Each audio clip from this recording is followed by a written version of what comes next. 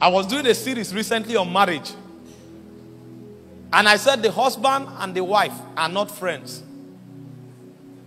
They can build friendship, but they are not friends. Friendship exists between husband and wife, but they are not friends. The husband is the Lord. That is kingdom. You know, if you bring it to contemporary society, they can't understand it. But the scripture did not say the husband is his wife's friend. It said the husband is Lord. And he said, as Sarah called him Lord, he said, you too, you are daughters of Sarah. So your husband is Lord. And in case you say it's an allegorical statement, it's a figure of speech. He went to Ephesians chapter 5 verse 22. He said, as Christ is Lord over the church. He said that is... You know, the church is not the friend of Jesus. But there is friendship between Jesus and the church. As the church is submitted to Christ, he said that is how the wife is subject to the husband. So, in case you say it's a figure of speech, it's not. But you see, if you are in a democratic regime, you can take it to Facebook and begin to argue on Facebook. You can even pick one or two experiences that are not right. Because some husbands are boys, they are not men.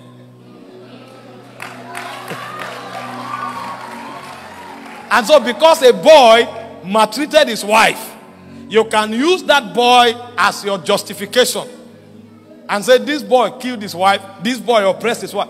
Even if 90% of husbands who unfortunately are boys maltreat their wives, it doesn't change the law.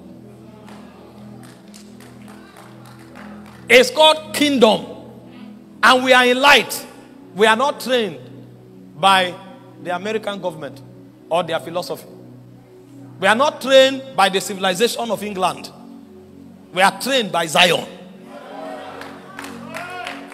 And so even if they change the constitution in America, the Bible cannot be changed. It says heaven and earth will pass away. Not one jot or tittle of scriptures can change. And so no matter how they redefine it, the husband is Lord. As Christ is Lord over the church. And then when it came to the husband, he said love your wife. But he said love is not a feeling. In case you assume that it's how you feel towards her, I'm not talking feeling. He said the love in this context is self-denial. He said as Christ died for the church, he said that is how you will die for your wife. That means the husband that looks as if he has authority is actually the weaker vessel in the marriage. You wait.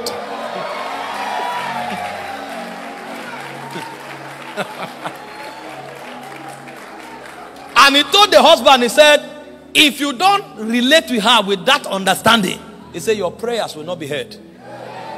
That means your priesthood is under attack if you don't relate with your husband, your wife as a slave.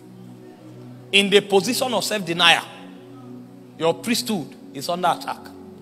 Now, when you are defining it from the realm of men, you will actually use husband and wife so that we understand. But when you go into light, the definition is higher. Because it's about government. It's about authority. Because when God pioneered the institution called marriage, his priority is not about a man and a woman. Because it was Paul that went into the spirit and began to teach us why marriage was designed the way it was designed. And when Paul told the woman to submit to the man, he said, because of the angels. That means before men were created, God was dealing with spirits and angels. And one of the things that defined the civilization of heaven is authority.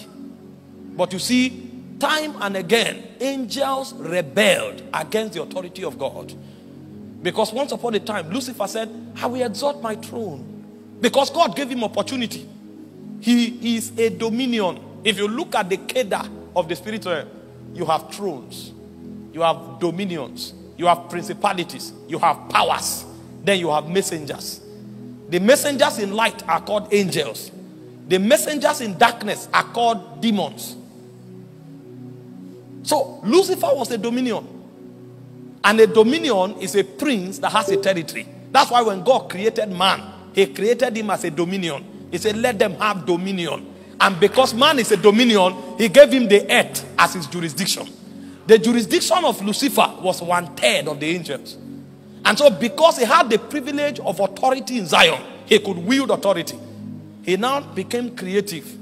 And he thought, if 1/3 of the angels are subject to me, I can overthrow God. So he doesn't understand how to handle authority. And so they said there was no space, no place found for you.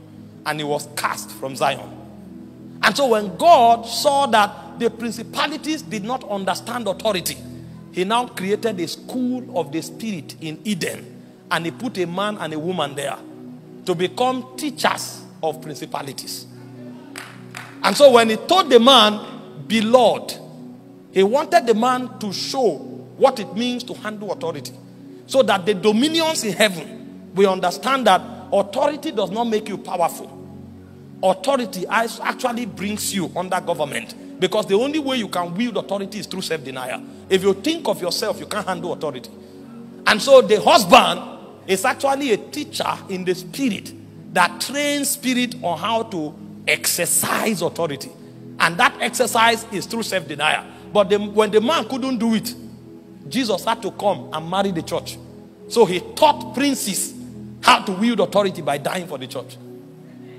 And when he told the woman submit, it was not an attempt to marginalize her. Because there are two sides to authority. There is the side of exercise and there's a side of submission. So he gave the man the side of exercising and he gave the woman the side of submission. So both of them are actually in the realm of light, not husband and wife. They are teachers of authority in the school of the spirit. One teaching how to exercise and another teaching how to submit. You know, if you are talking to people about salvation, for example, they tell you, you mean the 5-point-something billion people who are not Christians will go to hell? Yes, they will. The Bible said concerning Noah, it said because of Noah alone, his whole generation was judged. It was one man against a generation. And God was not moved that the crowd against one man, he would rather go with the crowd. No, it was not a factor. It was about the government that flowed from his spirit. And so even though Noah was one man against a generation, God stood with Noah and the whole earth was wiped away. That's how rigid a kingdom operates. If 8 family was spared and the whole world perished, the God that did it before can do it again. You know, people don't know kingdom.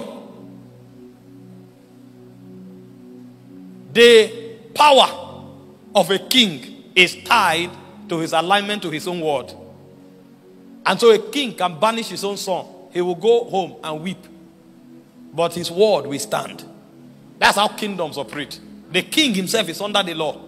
I'm using the word kingdom so you understand the severity, the rigidness of its operation. This is not a political setting where you vote things in or out. This is not a democratic setting where majority carries the vote. This is a government that is regulated by a monarch. And because it's regulated by a monarch, your opinion, if in disalignment, does not count. It is not a democracy. It's not based on popular opinion. It's based on the will of the king. And so you must understand what the king wants, align with it for you to make progress. If you know it, you will discover there's no bias.